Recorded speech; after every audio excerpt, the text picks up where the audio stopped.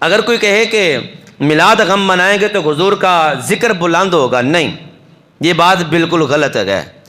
حضور کا ذکر رب نے فرمایا ورفعنا لک ذکرک، پیارے محبوب علیہ الصلوۃ والسلام کو اور ہستی ہے ہی نہیں جہدی وجہ نال تہاڈا ذکر میں بلند کراں۔ رب نے فرمایا ورفعنا لک ذکرک، پیارے محبوب ہم نے آپ کی خاطر آپ کا ذکر بلند فرما دیا، آپ کی خاطر آپ کا ذکر بلند فرما دیا۔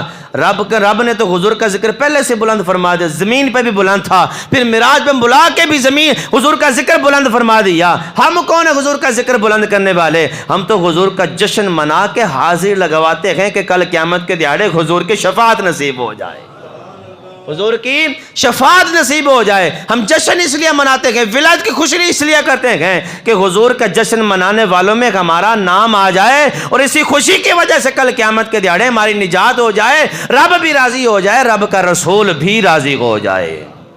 حضور نبی کریم صلی اللہ تعالی علیہ وسلم نے ارشاد فرمایا کہ میں اپنے جد امجد حضرت ابراہیم خلیل اللہ علی نبینا علیہ الصلوۃ والسلام کی دعا ہوں، حضرت آدم علیہ السلام کی بشارت ہوں، اور میری اماں جان نے جو خواب دیکھے تھے ان خوابوں کی تعبیر ہوں۔ یہ سب سرکار نے خود ارشاد فرمایا، میں اپنی اماں جان کے خوابوں کی تعبیر ہوں۔ میرے جد امجد حضرت ابراہیم علیہ السلام نے جو دعائیں کی تھیں میں ان دعاؤں کی مقبولیت ہوں، اور حضرت آدم علیہ السلام نے جو بشارت دی تھی اس دعا کی بشارت بھی ہوں۔